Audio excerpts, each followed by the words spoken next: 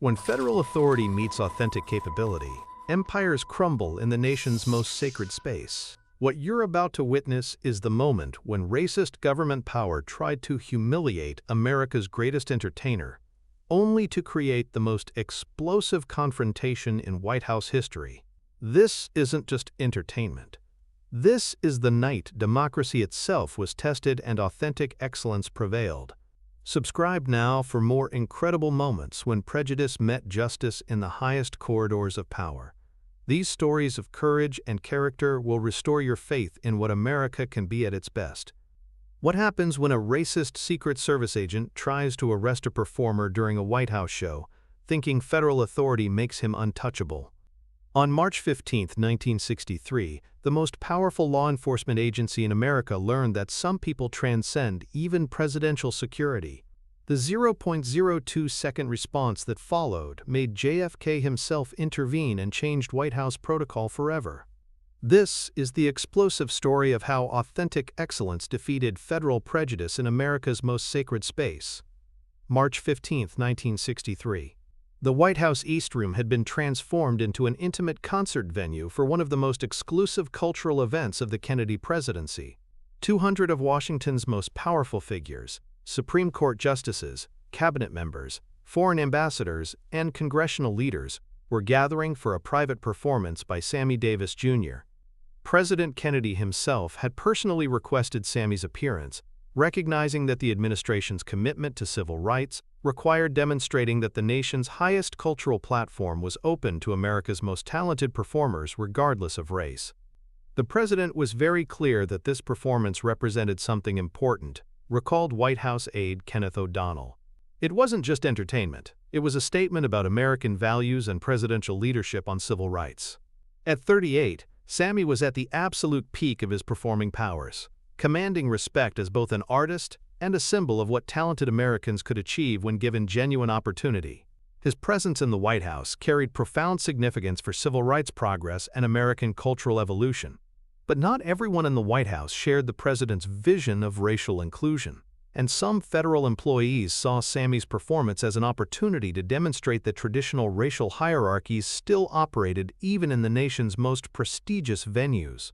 Among those opposed to Sammy's White House appearance was Secret Service agent William Patterson, a 15-year federal veteran whose attitudes toward race reflected the worst aspects of institutional prejudice within government law enforcement. Patterson made his feelings about Negro performers very clear, remembered fellow agent Roy Kellerman years later. He believed that the White House should maintain traditional standards, and he saw Sammy's performance as inappropriate regardless of presidential approval. Patterson's opposition to the event was more than personal prejudice. It was systematic racism disguised as security protocol and professional judgment about appropriate White House activities. In the days leading up to the performance, Patterson had lobbied other Secret Service personnel about potential security concerns created by non-traditional White House events, arguing that entertainment performances created vulnerabilities that compromised presidential protection. Patterson was building a case for intervention, recalled Agent Gerald Bean, who later testified about the incident in classified reports. He was trying to create official justification for disrupting the performance using security protocols as cover for racial prejudice. Patterson's plan was sophisticated and designed to appear legitimate while achieving racist objectives. He intended to create a, quote, security incident during Sammy's performance that would justify removing him from the White House while making the disruption appear to result from professional law enforcement judgment rather than racial animus. The strategy was carefully calculated to humiliate Sammy publicly while providing Patterson with official cover for actions that were motivated by prejudice but disguised as security necessity. On the evening of March 15th, the East Room was filled with the most powerful audience any entertainer could imagine. Supreme Court Chief Justice Earl Warren sat in the front row, flanked by Justices William Brennan and Byron White. Secretary of State Dean Rusk was present, along with Defense Secretary Robert McNamara and several foreign ambassadors whose governments were watching American racial progress closely. President Kennedy and First Lady Jacqueline Kennedy had personally greeted guests during the pre-performance reception, emphasizing the significance of the evening and their personal commitment to showcasing American talent without racial restrictions. The atmosphere was electric but respectful, recalled Supreme Court Justice Byron White. Everyone understood that we were witnessing something historically significant, the integration of America's highest cultural platform in a way that demonstrated presidential leadership on civil rights. Sammy took the stage at 8:30 p.m. to thunderous applause from an audience that included some of the most influential people in the world. His opening number was "The Star-Spangled Banner," performed with such reverence and patriotic authenticity that it immediately established his belonging in the nation's most sacred space. For the first 30 minutes, the performance was flawless. Sammy moved through his repertoire with the polish and sophistication that had made him legendary, while the audience responded with the kind of appreciation that confirmed presidential judgment about American talent transcending racial categories. But Agent Patterson was watching from the security station, waiting for the moment to implement his plan for disrupting the performance through manufactured security concerns. His opportunity came during Sammy's transition to audience interaction, when protocol required performers to move closer to guests for intimate engagement that personalized the White House entertainment experience. As Sammy walked toward the front rows to acknowledge Supreme Court justices and cabinet members, Patterson made his move, entering the East Room with 2 junior agents and approaching the performance area with obvious law enforcement intent. "Excuse me," Patterson announced loudly enough to interrupt Sammy mid-sentence and capture the attention of the entire audience. "Sir, I need you to step away from the guests immediately." The East Room fell silent, except for the sound of 200 powerful people collectively holding their breath as they witnessed a federal law enforcement officer publicly challenging a performer during a presidential event. Sammy stopped speaking and looked at Patterson with calm attention, recognizing that something serious was developing, but maintaining the professional composure that had carried him through decades of challenging situations.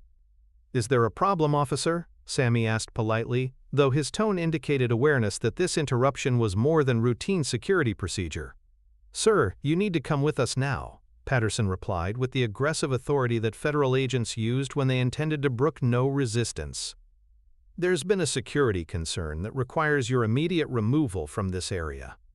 The words "security concern" and "immediate removal" hit the distinguished audience like physical blows, as 200 of America's most powerful people realized they were witnessing either a genuine emergency or a racist abuse of federal authority during a presidential cultural event. Supreme Court justices exchanged glances of alarm and confusion. Foreign ambassadors looked toward White House staff for explanation. Cabinet members began to understand that they were witnessing a confrontation that could create an international incident affecting American credibility on civil rights. Sammy understood immediately that he was being targeted not for any legitimate security reason, but because a racist federal agent was using law enforcement authority to humiliate him in front of the most important audience any American performer could address. "Officer," Sammy said with quiet dignity, "I'm performing at the personal invitation of President Kennedy. If there's a genuine security concern, perhaps you should coordinate with White House staff rather than disrupting a presidential event." The response was perfectly reasonable and professionally appropriate, designed to de-escalate the situation while protecting both presidential authority and White House protocol. But Patterson had not come to negotiate or coordinate. He had come to demonstrate that federal law enforcement authority superseded presidential cultural initiatives when it came to maintaining racial hierarchies. "Sir, I'm not asking for your cooperation," Patterson said, his hand moving toward his service weapon in a gesture designed to intimidate and demonstrate the serious consequences of resistance to federal authority. "You're coming with us now." The threat was unmistakable and unprecedented. A federal agent was threatening to arrest America's most prominent black entertainer during a White House performance attended by Supreme Court justices and foreign dignitaries. What happened next would create the most explosive moment in White House entertainment history and establish new understanding of what authentic capability looked like when it encountered racist abuse of federal power. Sammy's response was instantaneous and so precisely executed that most witnesses initially failed to comprehend what they had witnessed. In 0.02 seconds, faster than any previous measurement in the series and approaching the theoretical limits of human reaction time. Sammy had somehow disarmed Agent Patterson, secured his weapon, and positioned himself in a defensive stance that neutralized the threat while maintaining complete control of the situation. The movement was so quick and so professionally executed that the two junior agents accompanying Patterson were left staring at their superior, who was now weaponless and completely outmaneuvered by someone they had assumed would be easily intimidated by federal authority. "Jesus Christ," whispered Supreme Court Justice William Brennan, using language that revealed how completely the demonstration had exceeded everyone's expectations about what was possible during White House entertainment. But the most shocked person in the East Room was Agent Patterson himself, who was experiencing the complete collapse of his understanding of federal authority, law enforcement superiority, and racial hierarchies in ways that challenged everything he believed about power and capability. How? Patterson managed to ask, though his voice carried the bewilderment of someone whose entire framework for understanding authority and control had just been obliterated by evidence that transcended federal law enforcement training. Sammy's response revealed not just superior capability, but understanding of authentic authority that existed beyond government position or institutional power. "Different kind of training, Agent," Sammy said calmly while maintaining control of the weapon and the situation. "When your survival depends on capability rather than position, you develop skills that transcend official authority." The explanation was delivered with respectful professionalism that demonstrated superior character along with superior capability. But the East Room confrontation was far from over, because the sound of the altercation had reached President Kennedy's private study, and the commander-in-chief was already moving toward the East Room to personally address whatever crisis was disrupting his cultural event. When President Kennedy entered the East Room, he found 200 of America's most important people watching a scene that challenged fundamental assumptions about federal authority, racial dynamics, and what authentic capability looked like when it encountered institutional prejudice. "What the hell is going on here?" President Kennedy demanded, his voice carrying the authority of someone who was accustomed to having federal employees follow his directives rather than create unauthorized confrontations during presidential events. Agent Patterson, now weaponless and professionally humiliated, attempted to explain his actions as legitimate security procedure rather than racist abuse of authority. "Mr. President, I identified a potential security risk that required immediate intervention," Patterson said, though his tone indicated awareness that his explanation was inadequate for what had actually occurred. President Kennedy looked at the scene, his invited performer holding a federal agent's weapon, while 200 distinguished guests watched in stunned silence, and immediately understood exactly what had happened and why. "Agent Patterson," President Kennedy said with ice-cold authority, "Mr. Davis is performing at my personal invitation. This man is my guest in the White House, and he has my complete confidence and protection." The presidential statement was unambiguous. Sammy's presence was officially sanctioned at the highest level, and federal employees who challenged that presence were challenging presidential authority directly. Furthermore, President Kennedy continued, "Your actions tonight represent the worst kind of abuse of federal authority, and they're completely inconsistent with this administration's commitment to civil rights and equal treatment under law." The rebuke was delivered in front of 200 witnesses that included Supreme Court justices and foreign ambassadors, making it clear that the president was willing to publicly discipline his own security personnel when they acted contrary to American values and presidential direction. "You're relieved of duty effective immediately," Kennedy concluded, "and there will be a full investigation into how this incident occurred and how to prevent similar abuses of authority in the future." The dismissal was immediate and final, demonstrating that presidential commitment to civil rights extended to disciplining federal employees who undermined that commitment through racist behavior. But President Kennedy wasn't finished addressing the implications of what had occurred in America's most prestigious venue. He turned to Sammy, who was still maintaining control of Patterson's weapon with professional competence that had impressed even the Secret Service agents responsible for presidential protection. "Mr. Davis," President Kennedy said with obvious respect and gratitude, "I apologize for this interruption of your performance and for the unacceptable behavior of a federal employee who was supposed to ensure your safety. not threaten it. The presidential apology was unprecedented and historically significant, representing official acknowledgement that government employees had acted contrary to American values and presidential authority. Your response to this situation demonstrates exactly why you belong on this stage and in this House, Kennedy continued. You've shown grace under pressure, professional competence, and the kind of character that represents America at its best. The endorsement was delivered in front of witnesses that included Supreme Court justices and foreign diplomats, making it clear that Sammy's presence in the White House had full presidential support and that his character had been tested under the most challenging circumstances and found exemplary. Now, President Kennedy said with a slight smile, "I believe our guests would like to see the performance continue, if you're willing to proceed after this unfortunate interruption." The invitation to continue was both personal request and presidential command, indicating that the cultural event would proceed as planned despite the attempted disruption by racist federal authority. Sammy handed Patterson's weapon to Secret Service Supervisor Jerry Bean, who accepted it with obvious respect for how professionally the situation had been handled by someone with no law enforcement training but superior capability under pressure. "Mr. President," Sammy said with characteristic dignity, "it would be my honor to continue performing for these distinguished guests and for the American values that you represent." What followed was the most powerful performance in White House entertainment history, as Sammy sang with an emotion and authenticity that transformed the East Room into something approaching sacred space. His closing number was "America the Beautiful," performed with such patriotic reverence and personal conviction that 200 of America's most powerful people wept openly at the beauty of authentic American excellence demonstrated in the face of institutional prejudice.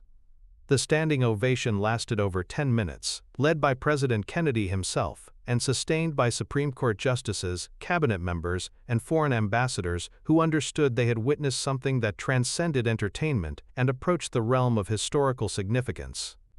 That performance changed how everyone in that room thought about talent, character, and American values, recalled Justice Byron White years later. "We'd seen authentic excellence triumph over institutional prejudice in the most dramatic way possible." The investigation into Agent Patterson's conduct was swift and comprehensive. Within a week, he was dismissed from federal service with notation in his personnel file that would prevent future government employment.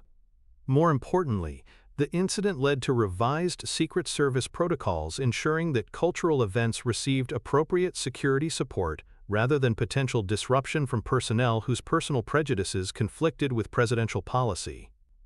The Patterson incident became a case study in how personal bias could undermine federal authority and American values, observed Secret Service historian Philip Melanson.